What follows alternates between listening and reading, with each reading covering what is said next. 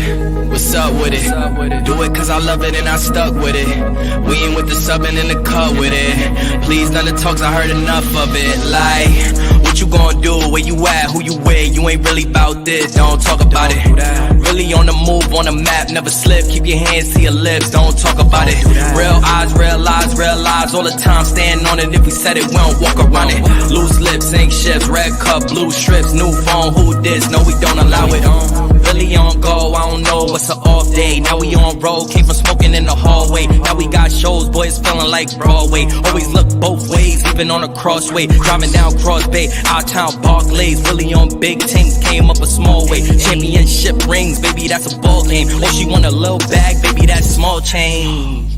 Yeah, that money talk. If we ain't cool, then cut me off. No breaking news, don't run your mouth. Thought it was the plug, now he running off. Thought it was a plug, now he running off. What you gonna do? Where you at? Who you with? You ain't really about this, don't talk about it. Really on the move, on the map, never slip. Keep your hands to your lips, don't talk about it. Real eyes, real lies, real lies. Hey, what's going on, everybody? Thank you for clicking that play button. Actually, just clicking the link. There's really no play button. Unless you're not watching live, then thank you for clicking the play button. But anyways, we have a very special guest, as always, on the show. Last week, I gave you aliens and UFOs. This week, I'm probably going to give you a little bit of that. But really some paranormal, some ghosts, probably some stories, and maybe a little bit of experiences.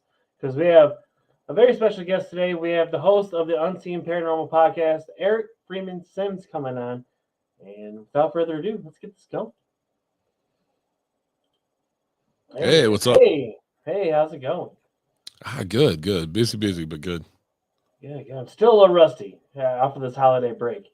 We're working it out. We're working the kinks out here. But go ahead and take a few minutes to introduce yourself to the audience there, guy. My name is Eric Freeman Sims. I have been a paranormal researcher and investigator for over 2 decades now, since I was a teenager, long before the paranormal shows were ever on. And when I started out, I didn't even know there was such thing as a ghost hunter or investigator.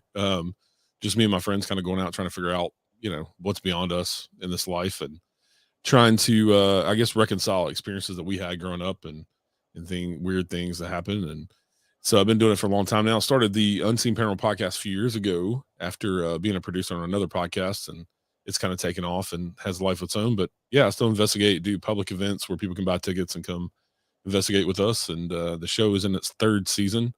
I do 50 episodes a season with a different guest, talking about different topics throughout the paranormal, from everything from Bigfoot to UFOs to ghosts. And my forte tends to be ghosts, so I talk about ghosts a whole lot. But yeah, that's what's going on. Not much. But yeah, backstage before the show, we got into an interesting conversation, and you said that your house is haunted. Yeah. Let's break the ice a little bit. Let's talk. How is it like living in a haunted house? Is it scary? It's at first it kind of was. When I was a teenager, I believe that I brought him home from a location. He followed me home. When I was a teenager, I think I was 16, 17. I had an SUV, so all my friends would ride with me, and we would sneak into this old Civil War plantation house where the Battle of Franklin happened. And the Battle of Franklin they called the 5 bloodiest hours of the Civil War, because a whole lot of people, like 2,500 people, died in 5 hours. And they used this house as a hospital. I don't condone trespassing, but we used to sneak in there onto the property, never damaging anything. But we saw and experienced all kind of crazy stuff. So one night, all my friends were riding me because I had an SUV. So I took them home across town, and on my way back home, I felt like somebody was in my back seat. Like, you feel somebody staring at you. You turn around, and I kept looking in the rearview mirror all the way back across town, about 10 minutes. And then when I got home, it was just me and my mom living in the house, and I went in my bedroom, shut the door, and I heard boots come down the hallway. And then I saw like the shadow of feet under the door. And then they turned and walked back down the hallway. And so after that, kind of had this resonant spirit. And I've seen him quite a few times over the years, because that's been a long time ago when I was 16. But we had to have a come to Jesus meeting with him, because he used to shake our bed in the middle of the night. Yeah. And what I akin it to is those old motel beds you put a quarter in. and they were supposed to be massaging, but it just vibrated the whole bed. It's Right, kind of what it right. was. Yeah. Oh wow. And wake us up in the middle of the night. So we had to have a meeting with him and be like, look, you got to leave us alone while we're sleeping, you know? And so it's kind of scary at first until it kind of got used to him. And now I catch him out of the corner of my eye, around the house. But I come up with a couple of rules for him. Don't pop up behind me in the mirror, like in the bathroom or whatever. And also don't bother me while I'm sleeping. Right. Yeah. Don't shake the damn bed. Yeah. But throughout the years, he's done a lot of crazy things that I've seen with my own eyes. One night I was sitting on my laptop in my kitchen and I could see the middle bedroom door in the hallway, and I watched the door open and then I watched it close. Right. Okay. At least you open and close the door, I guess. A while back, I was standing in the bathroom, and in the mirror, I have a huge mirror. In the mirror, I could see the doorway, and the door was closed. And I just saw the shadow like come through the door and stood there for a second, like, oh shit, I'm caught, and then went down the hallway. Yeah, so lots of crazy things. Yeah. Like, I'm about to break a rule. You kicked it out. My bad. Do your thing. Yeah, and then one of the weirdest things happened about 2 months ago. In November, I'd walked into my kitchen and I hear something hit the floor, and I look down. It's a piece of candy corn, and I'm like, "What the hell?" I'm diabetic. I don't eat candy, and I can tell you last time candy corn was in my house, but it got thrown at me somehow. Wow. I also have 8 dogs, so there's no way that candy corn is going to survive in the floor. Any food is going to survive in the floor with 8 dogs. So right. I don't know where it came from. I heard it hit the floor, like something threw it at me and get my attention. But you have 8 dogs? Yeah. Wow, that's a lot of dogs. Yeah, they're all rescues. Oh, nice. Do you like rehome them or? No, they're ours. Oh, wow. Okay. Nice. But yeah, back to the ghosts and everything. But yeah, I've heard stories of friends that tell me that they do live in a haunted house, and I've stayed the night at their houses before, and nothing's happened. At least I didn't see anything. But I have been in some house in a bar, for one, where like some weird things happen, and it was not my best friend, but one of my close friends' grandmother's house. We stayed the night in once. We saw like a blacksmith in the hallway. Wow. Yeah, he was just pounding. And then he like kind of like looked at us and then just walked into the wall and then disappeared. And I've only seen one. That was the first like full body apparition I've ever seen, and that was like the most distinctive one that I could see because I could actually make out the hammer. Right. And there was one where I used to hang out at this bar named Roadacres in Freeman, and there was a hotel like connected to it, and there was an underground tunnel that led to the river that was like 50 yards out, and they used to bootleg alcohol through it. Yeah.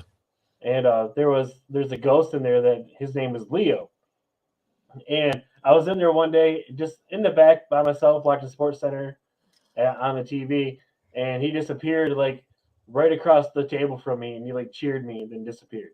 And I was like, holy shit. At least he was friendly. He was like, cheers. Yeah. Hey.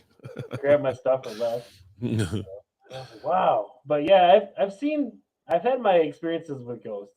And also like with pets, and when pets like pass away, like we had a Shih Tzu from when I was in 2nd grade all the way up until when I was like 23, she lived.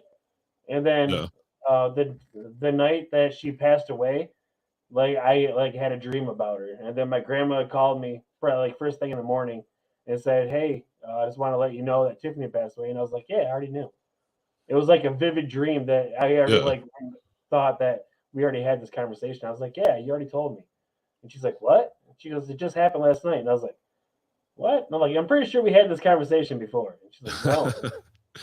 I have a ghost dog too. One of my dogs that we had to put down a few years ago, and I'll see him every once in a while. But I just catch him like we have a big island in the kitchen, and I'll just catch like the ass end of a white dog going around the corner, and it'll be when all the rest of my dogs are outside, and they have their own pen out where they have their own like 100-foot by 25-foot run where they go out during the day when it's warm, and they'll be outside, or I'll hear like dog nails on the floor when none of the other dogs are in the house. I actually have that story of my dog Chase, the white one that I was talking about, is actually in my friend Sin Schrader Hill's newest book.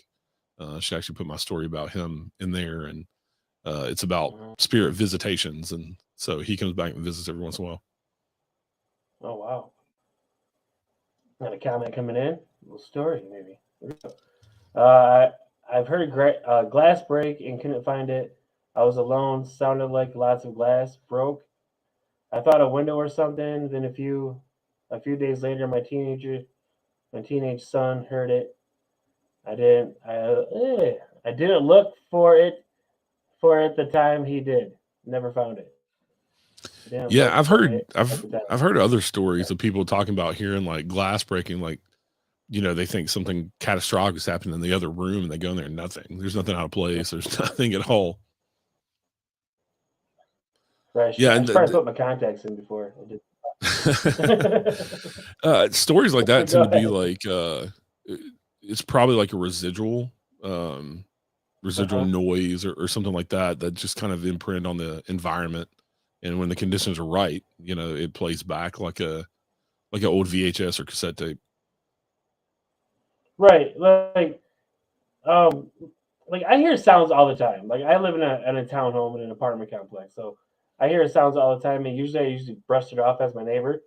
But we haven't had anybody live on either side of us for like 3 months now, and I still hear like bangs and stuff over there. Yeah, like, no maintenance guys have been over there like that. I'm just like, what the hell's going on over there? But nothing goes on over here, not that I know of anyway. Not that I've noticed. Yeah, well, there's two different types of hauntings. You have the intelligent hauntings, which is like the one I'm talking about, my house with the guy that is here. And then you have residual hauntings, which are kind of like I was saying, a recording on the environment. It's called the stone tape theory.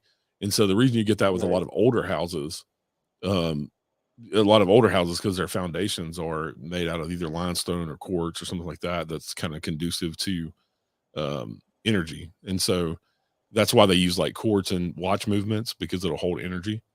And so it just seems to be like when the conditions are right, I don't know if the magnetic field or whatever's right, that you get these things that replay. Kind of like probably the blacksmith, like you're talking about, was probably a residual of whatever was on that land before. Right. He said my buddy said that his grandfather made a house out of like leftover wood from like another house that had like burnt down. So they like restored some wood from like another house and then built my buddy's house. And he's like, yep. He goes, yep. Every once in a while, you go down the hallway and you can hear the ting. He's like, that's when I know I just stay in my room until the ting goes away. I'm like, does he do anything? He's like, no, but it just freaks you out when you see him. I'm like, usually just if he sees you, he just walks away. He just like, oh, fucking kids, and just walks away. Well, there's also another theory that of like time slips, of that maybe it's a time slip where they're seeing us and we're ghosts. You know, we're ghosts to them and they're ghosts to us. Oh wow. It was an older house right after my mom passed at her house. Oh, okay. Yeah, it's definitely interesting. I don't know, like family members. Yeah, maybe it's your mom. Yeah, somebody trying to get your attention for some reason. The Matrix. I've heard a lot about that too. Yeah. I'm reading comments. A glitch in the Matrix. Yeah, it could be that too. Yeah. I've had a lot of I hear phantom sounds too, but one of the things that I get is because I work from home with doing the podcast and the paranormal stuff, and so I'll be home by myself and I'll hear like somebody call my name, and there's nobody else here. That happens, and that's kind of a normal paranormal thing too for a lot of people. That'll hear their name called, nobody's there, or they go in their house and they're like, you know, did you call me? No, I didn't call you. You know, but you clearly heard your name. Right. Yeah. I don't know. Weird stuff happens. Well, what made you like pick the paranormal? Because I've read in your bio that you had you've seen an apparition with like at the age of 8. Yeah. And you were just I was right then and there. You're just like, this is me. That kind of got me more into it. I think what really threw me into it was my dad died when I was 14. And so Okay. I wasn't ever raised religious. My parents kind of just let me make up my own mind on religion. And so trying to seek out, okay, to prove to myself what happens after we die. Did my dad go somewhere, or is he still around, or what happens after you die? I was always a weird kid anyway, that when like the book fair came to school, I was seeking out like the paranormal books and things on aliens and things like that. And I had all the alien posters in my bedroom, and so I always kind of been interested, I guess, just from the get go for whatever reason, in horror movies and paranormal and things like that. And so, yeah, when I was a teenager and he passed away, it just kind of kicked me in high gear. And me and my friends decided to start. We had heard that this place that I was talking about, that plantation, was haunted, and it was kind of the thing you did in high school around here. It wasn't just us sneaking out there. A lot of people, would sneak out there, and we just had lots of experiences. We were walking across the field. There's a field in between where we get on the property and the house, probably about 150 yards. We were walking back across it one time after we've been up around the house looking around, and the grass was about, knee deep. They hadn't mowed it in a while. And all of a sudden we hear a horse galloping from my left, and my friends are about 10 foot behind me. And then all of a sudden we hear like the horse whinny, and then I feel this like weird sensation go through me, and we watch the grass move on the other side, and we can still hear the horse galloping. And so my friends run up and they're like, "Are you okay? Did you just have a ghost horse run through you?" I'm like, I that's what it seems like. So, experiences like that place is crazy. Here you can hear gunfire and cannon fire and things out there all the time. I saw a lady one time. We were up there, and she pulled the curtains back and poked her head in the window and looked out, I guess, to see who was on her front lawn. But there was nobody there. Yeah, there's nobody there. It's a museum, and you can go tour it and things like that. Historic house, but nobody's there at 4 a.m. You can go there during the day. They don't do anything paranormal. Never have. They have a director over it that won't have anything to do with paranormal. But, oh, really? He's just like, yeah. I'm not disturbing anything. Leave it alone.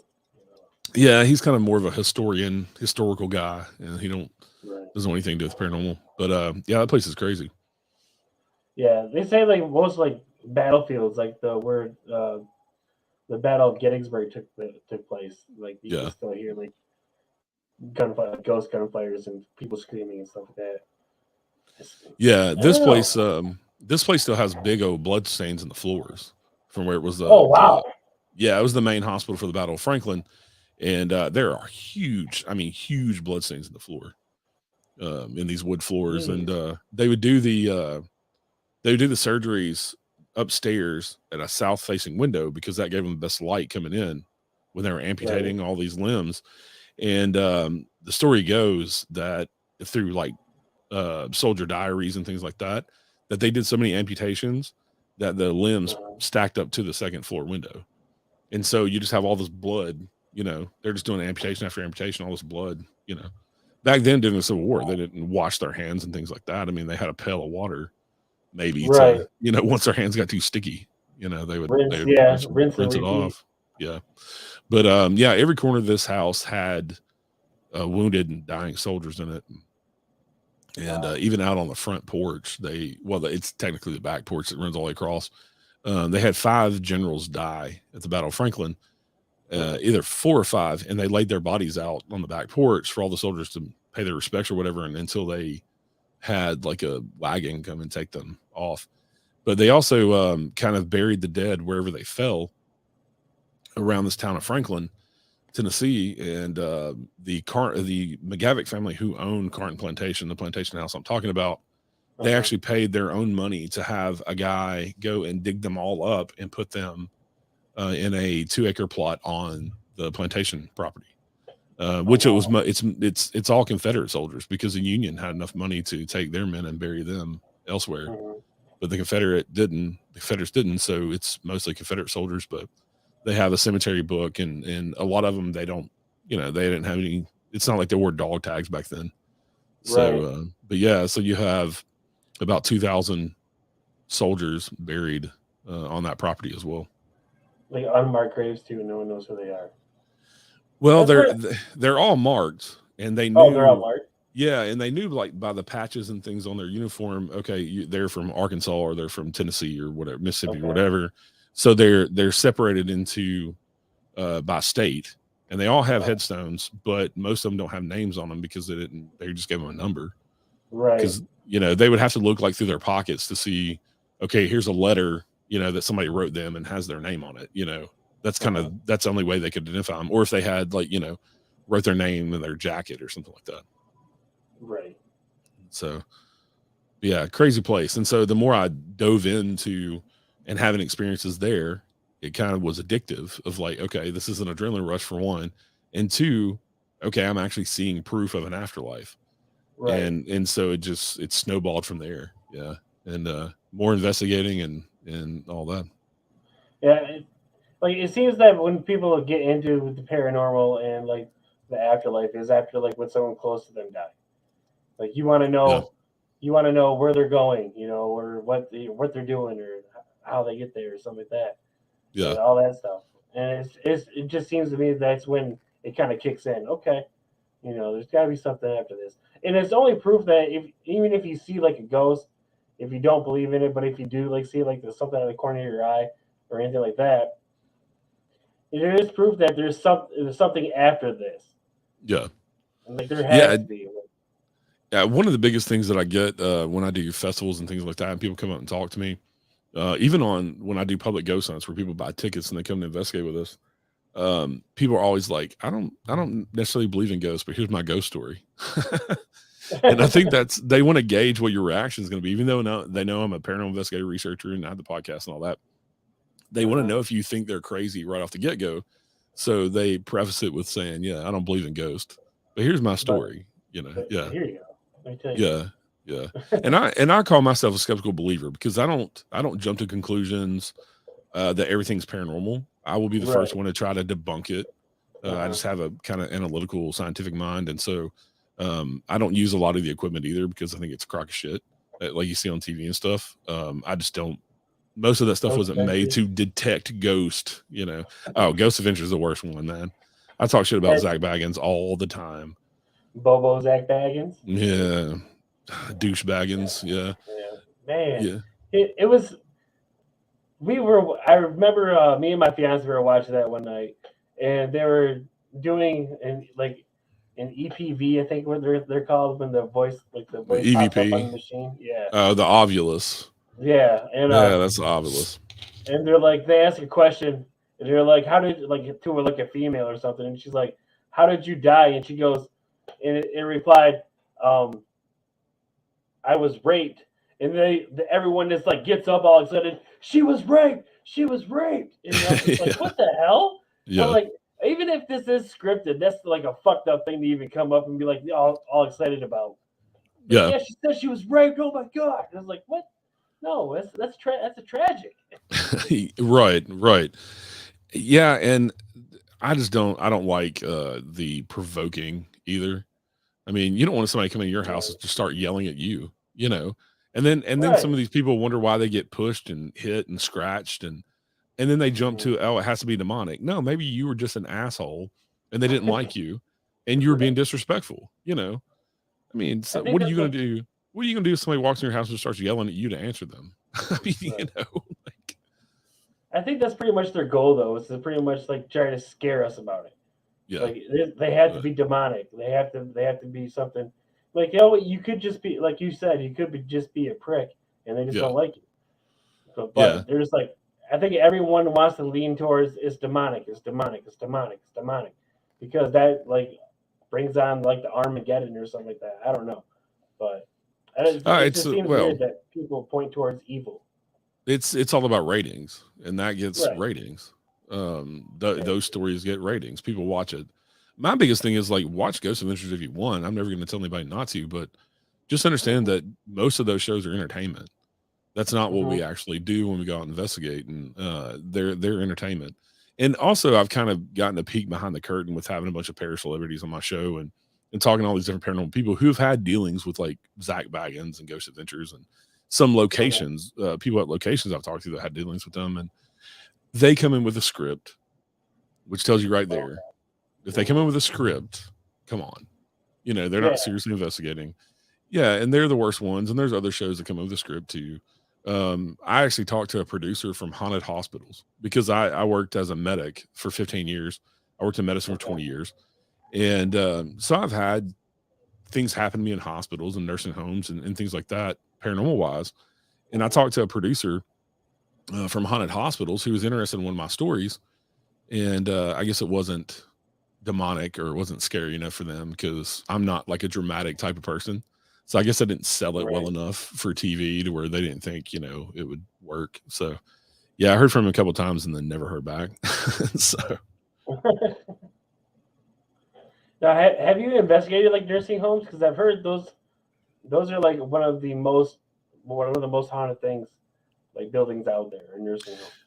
I have never investigated a nursing home. I worked at one when I first started my medical career. I was a nurse tech, so kind of the nurse assistant or whatever. And I worked in nursing homes. And there's one that I worked in. I worked 5 nights a week, Monday through Friday, 11 to 7 in the morning. And I had so many experiences in this place. It's a huge nursing home. It's still in operation to this day. This is back when I was 19, 20 years old. And the place that I worked was the Alzheimer's lockdown unit. And it was the oldest building. And this building had been built, this part of the building had been built like the 1930s or 40s. And it had always been a nursing home. And then they come in and added like newer buildings onto it. And it just got bigger and bigger as they added more and more buildings. And which made this building kind of isolated from the other patients and the other nurses and staff and things like that. There was like physical therapy and then like a huge dining room. So we were kind of isolated. And at night, there was only 3 of us. There was me, another nurse tech, and then the nurse. And it always reminded me of like a horror movie because the only light on in this whole wing of this nursing home is at the nurse's station. And so you got some light coming in from like the parking lot from the double doors and things like that. But so we walked around in the dark a lot because we didn't want to wake the patients up when we were seeing if we needed to change them or, you know, whatever. And I'd walk into some of the rooms and there was a night light in all the bathrooms.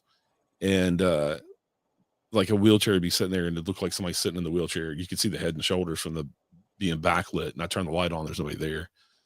See people walk into rooms, just like a quick, not a, you don't even see it long enough. I wouldn't even see it long enough to see if they, you know, color clothes or anything like that, or say that's like a shadow figure, but it would just look like somebody walked into a patient room. And this is like 2, 3 in the morning. And, you know, you go down there and look because you're hoping that, you know, one of the patients aren't out of the bed because they all have dementia or Alzheimer's and most of them are bedridden. So you're afraid somebody's going to fall, but yeah. And there's nobody in there. Everybody's in the bed. Nobody's up walking around.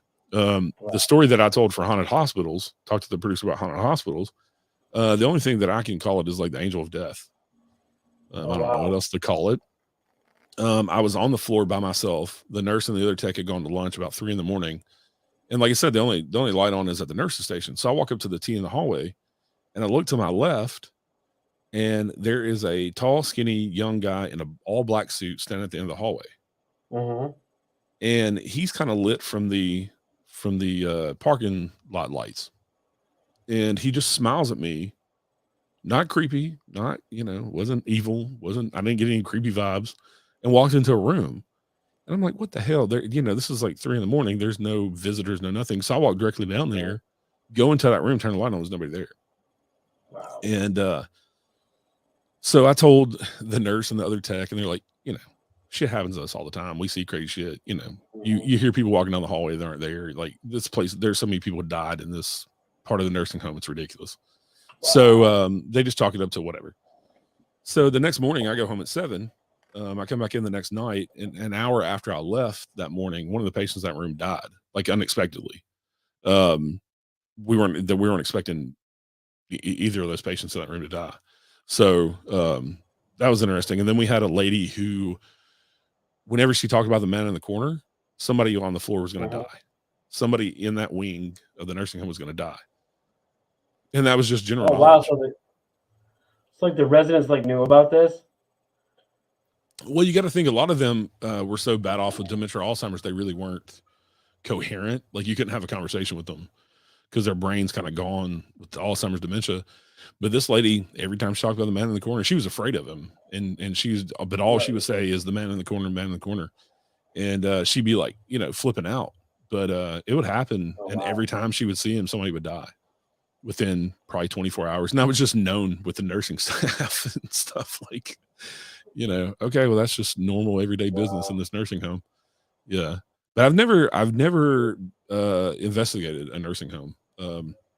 They tend to tear them down and things like. There's not a lot of like empty nursing homes and hospitals and things. There are a few. You don't see it. You don't see a lot of abandoned nursing homes. Yeah. Just like you don't see a lot of abandoned schools either. They typically tear them down, build a new one or something like that. Right. Exactly. Missy Marie, here we go. Let's see if I can read this. How about lights burning out all the time? The first thing I'm starting to believe that Missy Marie's house is like haunted. Yeah. I'm starting to believe that her house is haunted. If it's an older house, the first thing I would go to if it's an older house is the wiring. I mean, I would have an electrician come check it out. Right. But yeah, I mean that can be something paranormal too. I mean, I've seen where water turning on, you can actually have bad O-rings in the faucet that can cause the water to turn itself on and off. When the pressure builds up enough, it'll turn on. Then when the pressure backs down, it'll turn itself off. That's a plumber can actually tell you that happens. I'm not saying it's not paranormal. I'm just saying there's other explanations for some of these things. Like sometimes toilets flush themselves just because the pressure changes in the sewer or whatever. So there are normal explanations. But when you rule out those normal explanations, you got to talk about the paranormal. Now, can I say it's a ghost or a spirit? No, because I didn't see them do it. I can't say yes, definitely it was a ghost. I don't know. Right. Now, you said you don't use any tools, like the fancy tools that they use. You don't use any of those? I use a few. Like the Xbox Kinect. I've seen that. Oh, God. Oh, I hate that thing. I hate it. It's, for one, if you ever carry one around, it weighs about 20 pounds because you have to have a big old battery on it. And it's just like carrying around a brick. It was not made to detect ghosts. My investigative partner, he uses it. I'm like, whatever, use whatever you want. But I've seen things pop up on it, the stick figures, but I've never seen anything that made me believe that it was detecting a spirit. It's, okay, there's a stick figure there. All right. It's just picking up something, it's mapping something out, but it wasn't made for that. And so it can come up with false positives like anything else. Right. The other thing is like EMF detectors. Yeah. And it can be a glitch in it also because they're taking it and they're using it with a different program. They're not using it with the Xbox, right? Which is what it was programmed to be used for. So you also don't know, okay, has the programmer built in to where it's going to give you stick figures so more people will buy them, right? You never know people's intentions to make money, right? Just like a lot of these viral videos that you see of ghosts and Bigfoot, and they're all a crock of shit. A lot of them are because people just want clickbait. They just want to be viral and make money. So you never know people's intentions either. Another piece of equipment that I really don't like are EMF detectors. I use them, but I use them as they're meant to be used, which is to detect electromagnetic fields. And because high EMF fields, and this is the reason they were brought into the paranormal to begin with, on investigations, was to rule out high EMF fields, because high electromagnetic fields can cause you to hallucinate, auditory and visual hallucinations, because your brain has nothing but electromagnetic activity, right? Your brain runs off electricity, so does your whole body. So at high fields, certain people are more sensitive than others, and so it can cause visual and audio hallucinations. We did a private investigation, and this is the highest EMF I've ever seen in my life. Your EMF in your house should be 0 or 0.1 at most, 0.1, somewhere in there, very low, and definitely under 10. If you get an older house with unshielded wiring, you'll get spikes. But in this person's house, their Wi-Fi router was giving off 1,500 to 2,000 milligauss. Whoa! When it should be 0.1. Holy shit! Yeah, and so that if you're sensitive to EMF, that can definitely make you see things. The biggest thing that high EMF fields do is that give you that feeling of being watched and not being alone when you are, Right. right? Just that uneasy feeling. So I use EMF detectors for that. I don't necessarily use them to find ghost. I have seen a few times where in like a hallway, you can take an EMF detector and get just a bubble in the middle of the hallway. And there's nothing, it's not close to any walls where wires or electronics to be giving it off or anything. It's not close to the floor to see. It's just a bubble in the middle of the room. That I can't tell that it's a ghost either. I mean, but that's interesting. Yeah. But yeah, as far as using, that would be weird. Yeah, because there's no explanation for it. You shouldn't have just this electromagnetic bubble that you can measure all the sides of, in the middle of the hallway or room. Right, with nothing electric around it. That would right. Yeah. Kind of It's not connected to the wall or anything like that, putting off that energy. So I found that stuff interesting. Those the REM pods that you see on TV, the round things with the antenna. You get close to the antenna, it goes off. Yeah. I've never had any kind of luck with those whatsoever. On occasion, you'll get them to go off where it seems like you may be communicating with something. Mm-hmm. But, those, a walkie-talkie can make those go off. Oh, if you just keep a walkie-talkie. So if you got a bunch of people with cell phones around, cell phone signal can make it go off too. Yeah. So. Yeah. So when you see those REM pods on TV shows, all they have to have is a member of the crew over hitting a walkie-talkie to make it answer, right? If they want to fake stuff for TV, the biggest things that I use, my cell phone, take lots of pictures, and we always take pictures in bursts of 3, because a lot of times you'll get where there's nothing in the first picture, but there's something in the second picture, but nothing in the third picture, right? Okay. And so then you're like, what the hell? I just took this over like 3 seconds. How is something showing up, a figure or something showing up in the second picture? Right. But also your cell phone, you can record audio with it. So do EVP stuff. I believe in EVPs for sure, because if I get an answer to some random question out of nowhere, I mean, okay. But yeah, and you can do video on your cell phones as well. Right. What about like the good old fashioned Ouija board? If you take the human element out of it, the human element. If I saw a planchette move on a Ouija board without anybody touching it, right? Okay, all right, ghost activity. I got you. That's paranormal, right? Uh-huh. But the fact that you have people with their hands on it, and you can subconsciously have micro movements in your hands and things, because most people's hands aren't steady, like a surgeon. Most people have little tremors, and most people are fidgety when they don't even realize it. So it's just hard. And then also you might have somebody who has ill intentions, to try to scare everybody. You never know. Yeah. Yeah, I've always been afraid of Ouija boards. Like I've never touched one. I've never taken one out of the box. I don't want one in my house. Like just something about them that tells me it's probably a connection I don't want. So. Well, you also don't know what you're connecting to. If you do, exactly. One of the things that, as far as spirit boards and things I have seen, and taking the human element out of this too, people use pendulum boards, the round boards, and they'll hold a pendulum, and it has answers on it. Well, I've actually seen where, with my own eyes, in my own presence, if somebody put it on the pendulum on a tripod, and back up from it, and I've actually seen the pendulum swing itself to answer questions. Wow. So take the human element out of it and see, what happens, because obviously if they can move things, all right, we'll move it. I mean, so another piece of equipment that I use that I think is just a modern Ouija board is the spirit box, which is just the radio that cycles through radio stations at a quick rate.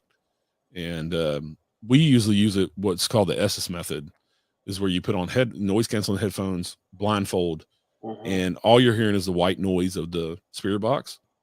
And somebody in another room will be asking questions, and you just say out loud what you hear, but it's more like going into like a meditative state because you're listening to white noise. And I think it depends on the person. I don't think it's necessarily something's coming through on the radio stations. I think it's maybe the spirits are communicating like telepathically or something like that. And the person, Right. if you have the right conduit for that, then the person is saying the answers. And we've had some good results with that, with actually getting some complex answers to simple questions and things that, you know, and then the person, we put the blindfold, the noise canceling headphones, so the person doesn't know the questions you're asking. Right. And so they can't hear you or see. And then you got somebody in another room asking questions. And so if they come up with, you know, the right answer, that's a little more than coincidence. Right, exactly. Yeah. What about like natural reactions? Like as we're sitting here talking, you probably notice my eyes water because every time I talk about like the paranormal and ghosts and stuff, my eyes start to water and I start to get goosebumps. I don't know if it's just because I'm interested and very intrigued in what we're talking about, or if it's just something that's like, hey, you know, let's sit next to you, see what's going on. But yeah, what about like natural reactions? I think your body's probably the best tool. You know, we look at it like we only have these few senses, but we actually have way more senses than we think, because it's just like getting the goosebumps, all the hair standing up on your body, and you don't know why. Like that's your body reacting to something, Right. you know. And yeah, you have to kind of trust those senses, especially investigating and things like that, when you're kind of more of a controlled environment. And that's one reason people are always like, well, why you gotta hunt ghosts in the dark? Well, your senses are heightened in the dark, for one. Right. It doesn't mean that we couldn't catch something during the day, but also you got to think everything quiets down at night. You don't have traffic outside. You don't have people coming and going in businesses and things that we investigate. You know, a lot of the places that we like to investigate, it might be an open business during the day, or like a historical location does tours and things. And then you have traffic noises outside, and you have contamination from all these things. Or you have, you know, traffic with, if it's in the early evening, you got traffic with like the light shining through the windows, and we're trying to record video, you know, things like that. So it just works better to do it in the middle of the night because most other people are asleep. And so it just, it works a lot better. But yeah, it's more silent. Like it's hard to ghost hunt during the day. It's just hard to do it. And in Unless my it's house, like I mean, extremely haunted. Yeah, right. unless you have like a live-in, like Eric does over Yeah. here, or if your house is extremely haunted, or it's like a poltergeist or something, you're probably not gonna see him during the day. Yeah, and a lot of locations will they report more activity after business hours too, for whatever reason. I don't know if that's just when the spirits come out because they're like, okay, everybody's gone, you know, we can do what we want. Right. But there's another location. There's another location called the Lotes House in Franklin, Tennessee that I've investigated, and they will come in and like mini balls, which were like the bullets of the, you know, the Civil War era. They have a bowl of them that you can like buy in the gift shop, and they'll come in the next morning and they'll be lined up in the floor, and they've even found them upstairs. A lot of them in the floor upstairs, where like somebody's been playing with them. They have a spittoon that if they move it from its spot where it should be, the spirits will move it back before they come in the next morning. So oh really? Like put it back? Like hey, yeah, like that's where we want it, you know. So yeah, you have a lot of places that more activity happens at night too, for whatever reason. So my grandfather, I remember my grandfather telling me the story about an old house that he used to live in with his mother. He grew up like during the Depression era, so it was like, I don't know, a lot of spooky things happening during that time, I guess. Yeah. And he would say that they would move from like house to house. Like that one week they'd live in this house, and the next week they'd live in a different house, and sometimes they'd stay a month, sometimes they'd stay 2 or 3, but they were never in the same house.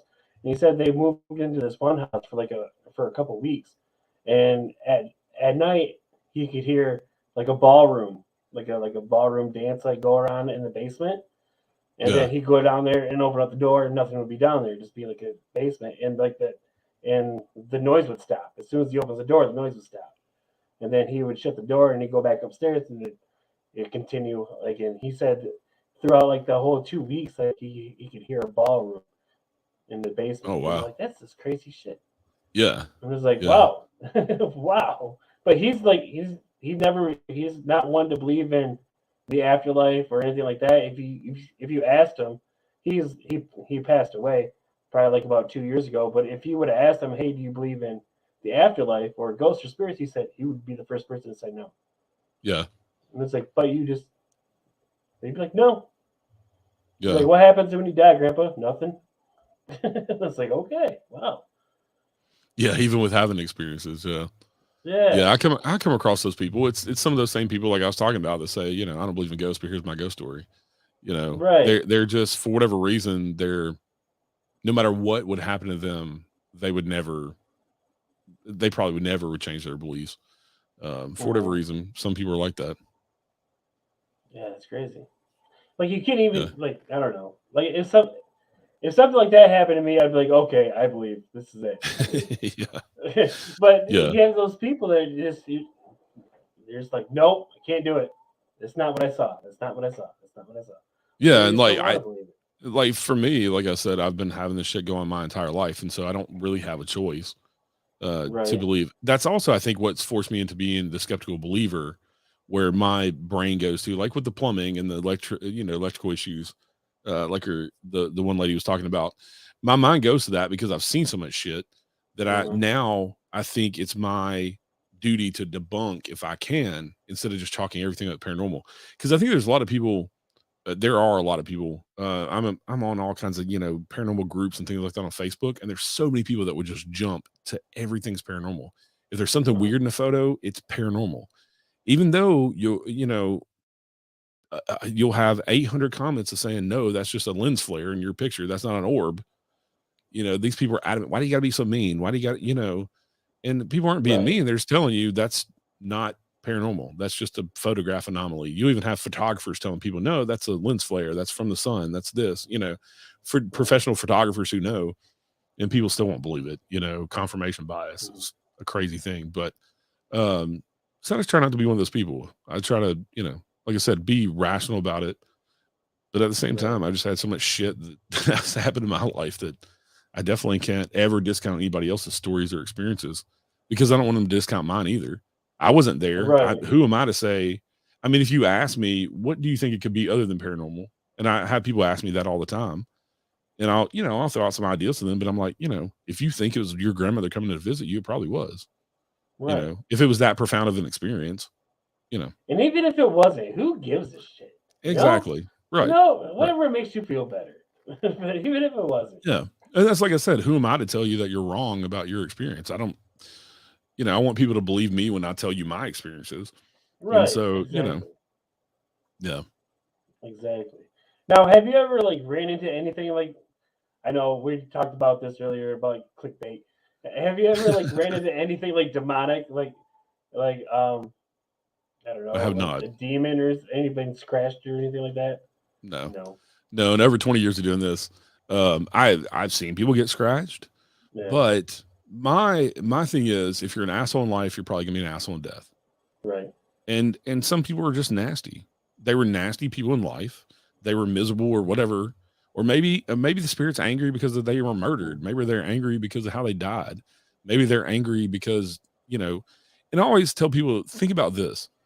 If you're in a house full of people and nobody can see you or hear you, how frustrating would that be? Right. I'll be throwing shit too. Yeah. And especially if maybe you're stuck there and you can't go anywhere. Maybe, and also scratching and moving things and throwing things, maybe that's the only way they can get your attention, is the only way they can communicate. Doesn't necessarily even mean that they're an asshole or they're evil. Maybe that's just the only thing they can do to get your attention. Right. Or tap on something, Yeah. Yeah. I mean, they're not. Yeah, they're not trying to. I don't think most of them are trying to scare you or anything like that. I think there are some that are like, get the fuck out of my house. Right. Yeah. They're trying to scare you out of their this is my house, But I think for the most part, you just have a lot of them who are trying to get your attention because, like I said, they're lonely. There's nobody. I can see these people, but they can't see me and can't hear me, and things like that. So just think of how frustrating that would be, and how pissed off you would get, and Right. Yeah. There's where I live, there's a house over on Dice Road. It's in Merrill, and it's called Hell House. Yeah. And it's pretty much, it's a place where a bunch of satanic rituals were taking place, and you can hear screams and the lights flicker red and stuff, and there's no one living there, the power's not even on, and you can people say they drive by it all the time and they hear people screaming and they hear the red lights flickering in the window and stuff like that. and it's just I don't know. Like I'm not brave enough to do it. I don't want to bring anything back with me. That's my big thing. Yeah. It's Yeah. like I'm never gonna be brave enough to go into like a cemetery at night and go, "Is anybody out here?" You know, Yeah. because I don't know, just bringing it back with me at my home, at my safe spot, doesn't seem right. But No, but I I very much at the end of an investigation, we always are like, look, thank you for, chatting with us, but okay, you have to stay here. You stay here. right, Don't come with us, respectfully, thank you. But, and yeah, and I didn't know what I was doing as a teenager either. Other than this dude coming home with me, I don't think I've ever had anything else follow me home. And the other investigators, they that I know plenty of them. I've never heard any of them complain too much. now Occasionally you'll hear stories of investigators be like, "Yeah, I brought this asshole home with me," and it took me a while to get yeah, rid of him. But I don't wow. think I think you could be driving by a location and that happened to you, like what I'm saying, Oh really? or like say you live on a highway and a wreck happens outside your house. Uh-huh. I think it's just whoever notices them. You know what I'm Right. saying? Like if you just had me going to get your mail and saw them out of the corner of your eye because they died right there, I Uh-huh. think they could follow you in your house if they wanted. Wow, that's crazy. So you're not safe anywhere. They Yeah, but you also can don't hear come about visit it you whenever you happening. want. Yeah, That's I just nice one. I I also think that more people are haunted and their houses are haunted than people even realize. That's why you Yeah. have these shows like My Haunted House and things like that on Travel Channel, haunted hospitals, Hmm. and they just keep going. Like what is the one? A Haunting has been on the air Hmm. for like 20 years now. They have Yeah. like 25 seasons because they will never run out of ghost stories because Right. there's so many, you know, places that are haunted and people that have had issues with the paranormal and but also the paranormal is just a drop in the bucket as Right. far as like just ghosts. There's so much more to it because Exactly. you throw in UFOs and you throw in Bigfoot and cryptids and all this other crazy shit like time slips and Hmm. things like that. People want to attach the word paranormal to just ghost because that's what all of the shows are. The paranormal shows, most of them are ghost Right. shows. But the paranormal, it just means anything outside the norm, right? So anything that Right. we can't logically, scientifically explain. Yeah. And It's so, everything. yeah, Pretty much I mean, everything. you got people, fairies and all this other crazy shit, synchronicities and man, there's so much to it. Mermaids. There's Mermaids, a yeah, bunch of speculation that mermaids exist now. Like yeah, people are yeah. actually seeing mermaids wash up on shore. The Loch Ness monster, things like that. Lake monsters, river monsters.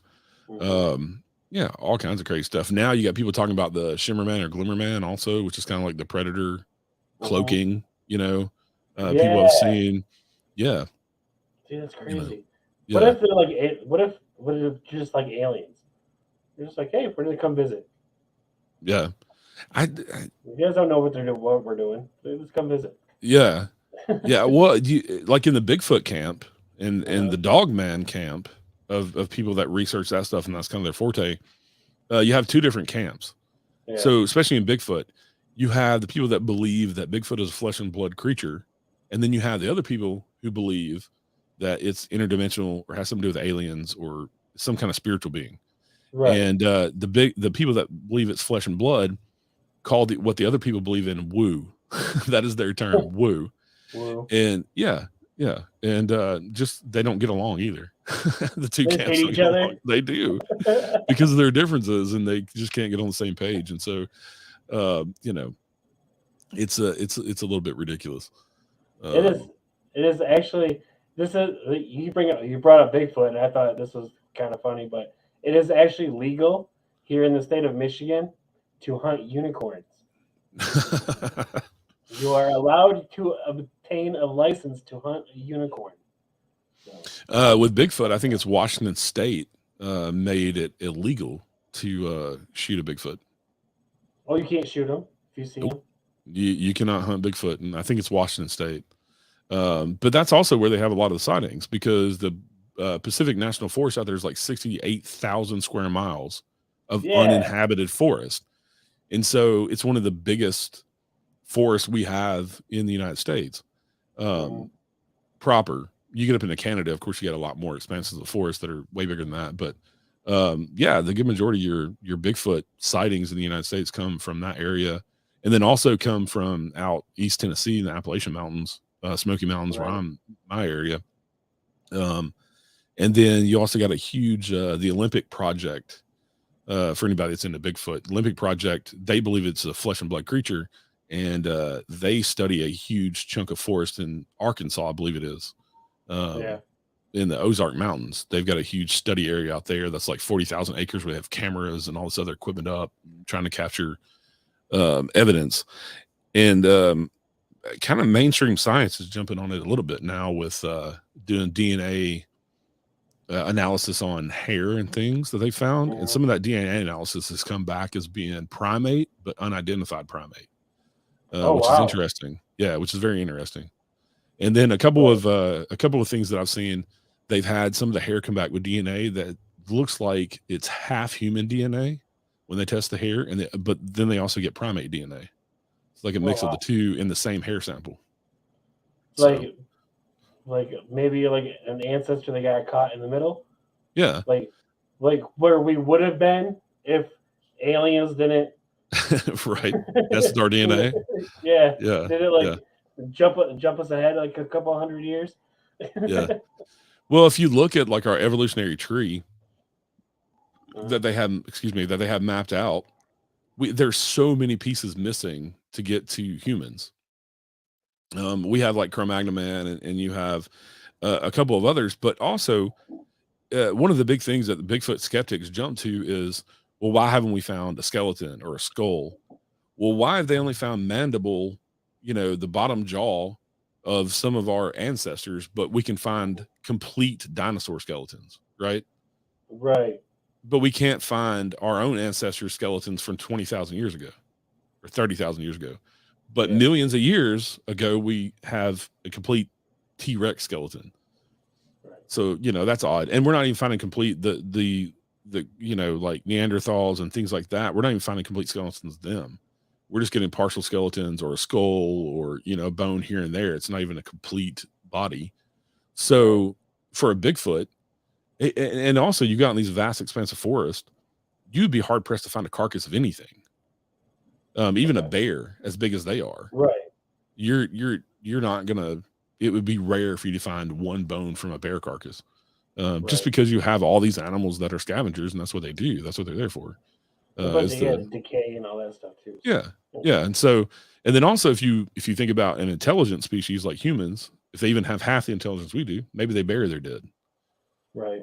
Bigfoot. So, yeah. Possibly. Yeah. It's an interesting topic. I've definitely gone down the rabbit hole of it here in the past few years. Oh yeah. Yeah. I think it's all like I don't know. I think the whole, not all of it, I guess, the whole dinosaur fossilizations, the findings, and all that stuff. I think some of it's BS, most of it anyway. Now, I don't think all of it is. I do think they find like some dinosaur bones, but my thing is, how are these dinosaur bones like you just brought up? How are all these dinosaur bones like preserved almost perfectly, but yet we can't find a femur from like a caveman, or something like that, There's an amazing. I was actually just listening on Joe Rogan to this guy, but he owns a huge gold mining operation out in Alaska. And he has like the biggest gold mining operation in Alaska. And and he has the Boneyard, Alaska, where these aren't even fossils from these animals that lived 20,000 years ago, mammoths and things. They're actual bones, because they for whatever reason, this 1 5-acre plot that he found where he was going to gold mine, they melt the permafrost and they found hundreds of thousands of bones, but they're actual bones. So they're still getting they can get DNA off of them because there's still marrow in some of them. And you're talking about mammoths and like huge North American lions, all these crazy animals that don't exist anymore. Short snout bear. Yeah, all in this one place, and they don't know why. But yeah, we can find shit like that, but you can't, like you said, a femur from a Neanderthal or the caveman, and finish our own family tree of how we evolved. Right. Unless we were just eaten by like that, all the dinosaurs just ate us. But still, you would think excess waste, there'd be something, Yeah, some kind of yeah, something, because that had to be a big poo. But there'd be yeah. something in there. I don't know. The only fully intact ancestors they were found, they've only found one or two were the ones that were like frozen in ice. Mhm. But those were only like like a slight difference between humans and them. It Right. wasn't this huge leap in Right. our Like genetic mutation. Yeah. he had a big brow, and that was pretty much it. He was hunched over a little bit, maybe. I don't know. Yeah, but I'm with you. Like, I think it's very much is possible that some kind of alien life came and tweaked our DNA or tweaked the DNA from like chimpanzees, since we're only like Mhm. 2% off DNA wise. And Right. but also we share 99% DNA with a banana, so you don't fucking know. That's Like, true. your Yeah, DNA is so weird, that you we're don't know. connected. We are pretty much connected to pretty much everything in this world Yeah, by like yeah, in the high 90s. yeah. But But yeah, yeah, going down that the rabbit whole hole. dinosaur thing. Yeah, the whole dinosaur thing. That's got me. Like I'm Yeah. skeptic about it. I'm not gonna say it's a conspiracy, but I'm just skeptic. I don't think all of those are real. I think they're just like, hey, we need this to make this, and you're like, okay, let's Yeah, go find right, it. right. So, But yeah, but going yeah. down that rabbit hole to say that I believe Bigfoot is a flesh and blood creature. I think I Mhm. think it, and then you have people like, and one of the other things that makes you believe Bigfoot's flesh and blood is, you have people like Forrest Galante, who goes out and Mhm. tracks down what are believed to be extinct animals, and he finds a lot of Mhm. them. And we're Yeah. finding more and more that we don't, okay, just because we think it's something's extinct don't mean it is. And so why couldn't Bigfoot live in small populations that occasionally humans come across them, but Right. small enough breeding populations that, another example is here in Middle Tennessee where I live. Um, for years, the TWRA, the Tennessee Wildlife Resource Agency, tried to say that we didn't have mountain lions, that they had not come back into Middle Tennessee, that they died out of Middle Tennessee hundreds of years ago because they got hunted out. Okay. Well, when 5 hunters come forward and said, "Here's trail cam footage of mountain lion," and I live in Middle Tennessee, they finally had to come out on Right. the news and say, "Oh, we have mountain lions in the area. Be careful." you know. So Aren't just aren't because you you like haven't, in the mountains though too? we're kind of at the foothills of the Appalachian Mountains. It's very Okay. hilly territory, and Nashville. I live outside of Nashville. Nashville's in kind of a big bowl, Uh-huh. but yeah, we live kind of in the foothills. Yeah, the further That's east you you. go towards Knoxville and things, the bigger the mountains get. Yeah, that's usually where you find mountain lions, right? Is in the mountains, the Yeah, foothills yeah, of and the even mountains. But yeah. well, but even down into Florida, they have the Florida panther, which is a cousin to the mountain lion or like a puma, Mhm. and even as flat as Florida is. But Mhm. yeah, they were just denying that they were in this area or even in West Tennessee, which is West Tennessee out towards Memphis. It gets really flat because it's starting Right. to get into the Midwest and now the mountains. But yeah, they had to admit, oh, we have mountain lions. We have a healthy population Right. enough that people are seeing them when they denied it for 20 years. So, that goes along with like Bigfoot. You have all these people that see a Bigfoot type creature. I don't know. Maybe that's a time slip. Maybe when we Right. see Bigfoot, we're split, it's a window to back in time, and that's one of our ancestors, who knows? That just very well could be too. There's just so many things that because the guest I had on last week, Ryan Stacy, we were pretty much talking. He says I think it's all connected. He's like I think Yeah. Bigfoot, the spirit world, UFOs, aliens, it's all connected in some sort of way. And this is like pretty much our lives after you're done here. This is what's going to happen. You're going to be one of these. Yeah. You know. Yeah. And I was like, Well, and I would like to if be an you, alien then. I wouldn't want to be a ghost that's like trapped in my house. you know. yeah, yeah.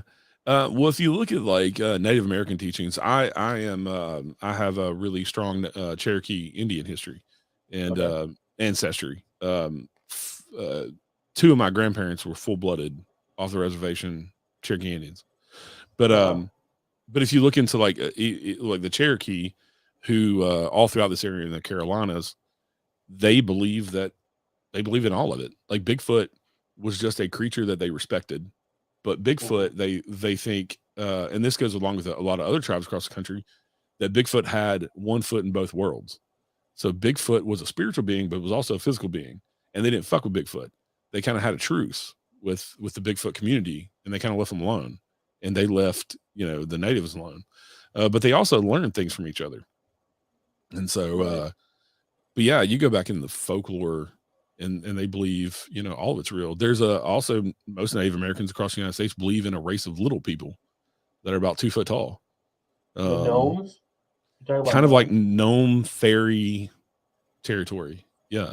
Okay. And believe that all of those things, but they also believe that it's all connected, because it's all that you have some creatures like the little people and Bigfoot and things like that have 1 foot in the spirit world and 1 foot in the physical world. And they believe that if you embrace it, we can have 1 foot in the spirit world, 1 in the physical world. And that's why you had like shamans and medicine men and things like that. They were the ones that kind of bridged the gap for the humans in between those two worlds. Like DMT and stuff like that. The Cherokee was a lot of weed. It was a lot of marijuana for the Cherokee, because it grows. Peyote comes from a cactus out in the desert. So a lot of those tribes a lot of those tribes with peyote. Here in Tennessee, I know marijuana grows wild. So. Oh wow, it does. Yeah, that's why deer love it. That's why deer will eat the shit out of it, because they know what it is. Wow. Yeah. Here we gotta jack up our electric bill like a couple $100 a month. Over there, you're just growing it wild. That's crazy. But yeah, before we get out here, I just want to pick your brain a little bit. I do have a couple of stories. I want to know on your opinion, do you think they're real, or do you think they're a hoax? Okay. And I'm gonna start off with, I don't know if you've seen them. So if you never seen it, then just tell me I've never seen it. But the movie, it's like a documentary on Stan Romniak. Do you remember it? Have you ever heard of him? Not right offhand. It's a documentary called Extraordinary, and Stan Romniak is like known as like a starseed, which he has been abducted by aliens numerous times. Aliens have peeked into his house through his windows and sliding glass doors. I know who you're talking about. I have watched that documentary. It's been a while ago, but I've seen that. Mm-hmm. Do you think his story is real, or do you think his story is a hoax? I'm kind of on the fence with the whole alien abduction thing. In general, I don't know, is what I would tell you. Because like I don't want to discount anybody's story of anything that happened to them, right? But I think there are some people like that they have mental health issues, and they, it's part of their psychosis or whatever. But there are some I'm drawing a blank right now with his name. There's a really famous guy in the paranormal field who's written plenty of books about his own dealings with aliens and being abducted and things like that. Is it possible? Yeah, because I believe we have UFOs and aliens that visited here. I think the ancient alien theory makes a lot of sense.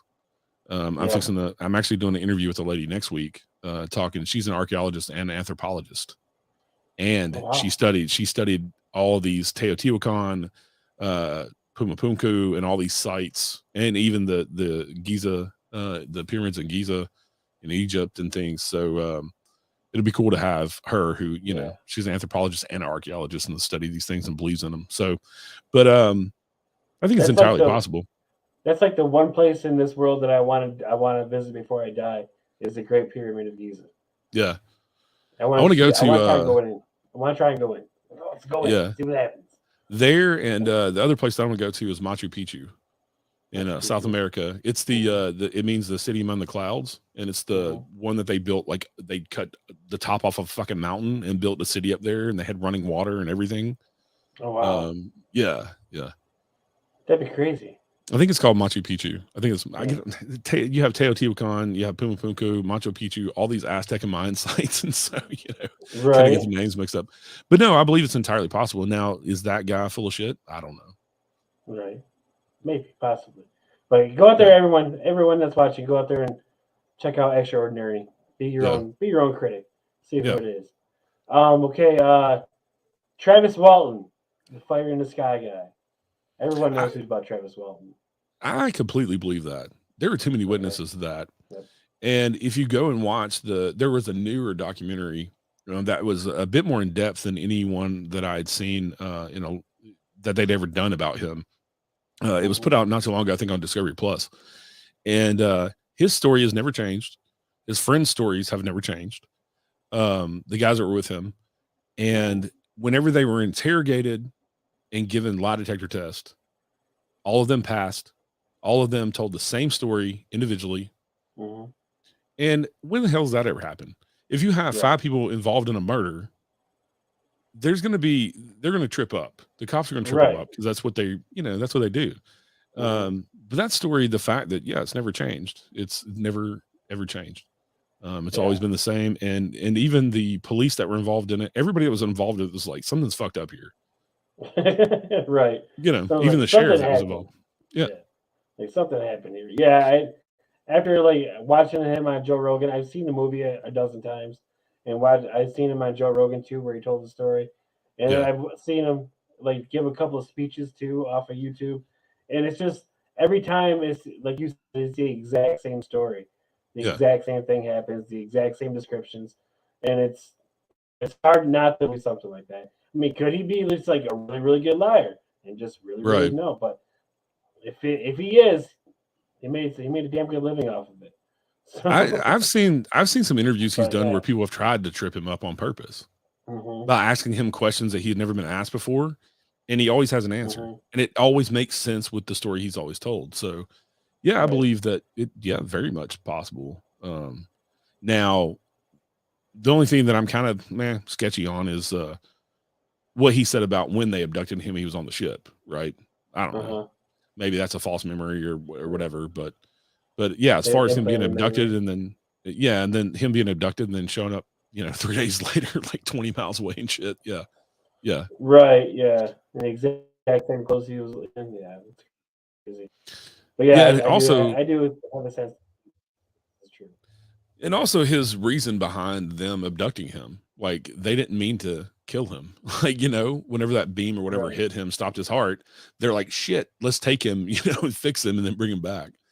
Right. Yeah, that's crazy. Like, oh shit. Don't press that. Oh, we pressed it. We didn't mean to do that. Yeah.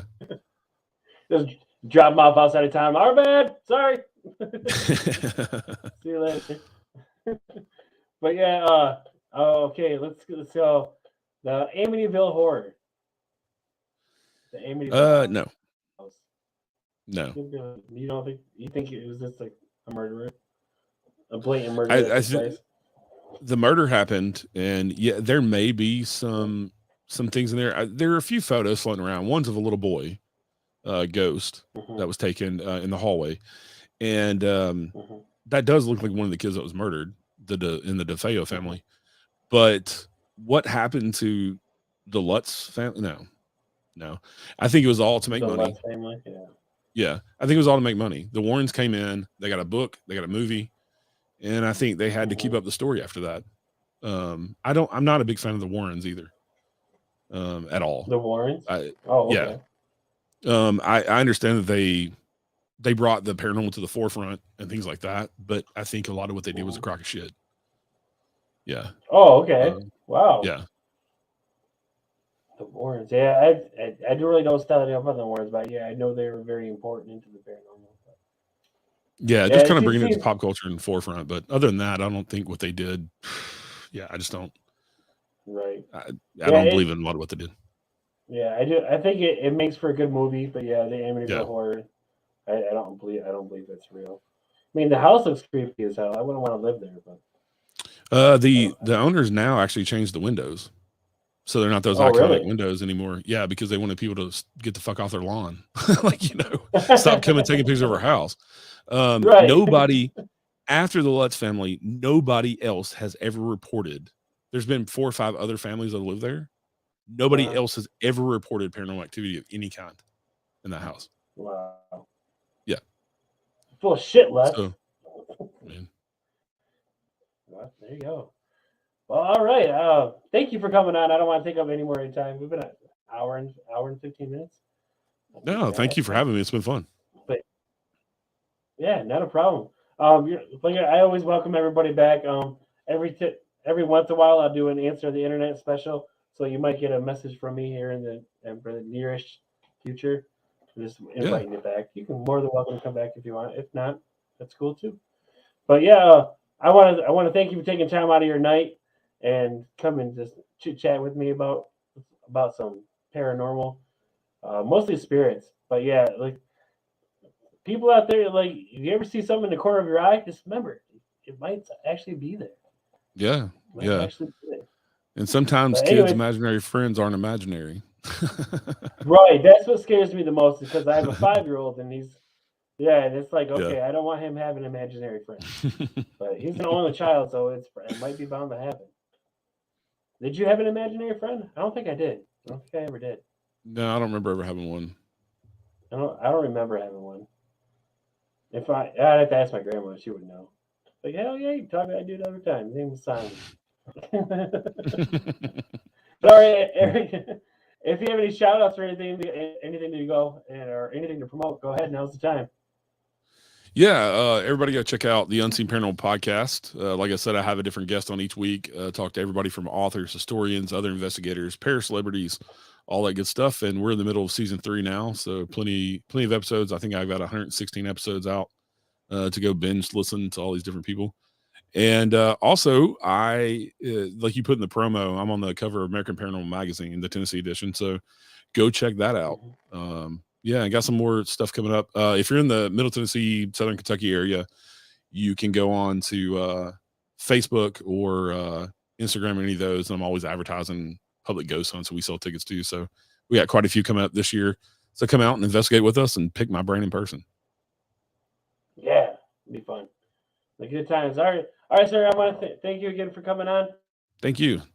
Take off stage. We'll talk more back. We'll talk more out there if you want. All right. But all right, everyone. Thank you for clicking that play button and watching live, whatever you're doing, or just listening in your car on your way to work, whatever you're doing. But thank you for listening, watching, anything like that. Make sure you tune in to next week. We do have a usual. This guy comes on every once in a while, drops some more music, and he's been up to some big things. So we're gonna give you guys a little update on what he's been up to. We have recording artist Droopy N coming on next week. So be sure to tune into that at 9 p.m. Eastern time on YouTube. That's youtube.com/C/The Dan Levely Show. And make sure you like and subscribe and tell a friend to tell a friend. And that's it, everyone. Thank you. Have a good night. Hope we didn't scare you too much. Hope you guys can go to sleep. But if not, I'm sorry. But have a good night. We'll see you next week. Love you guys. Stay up. Peace.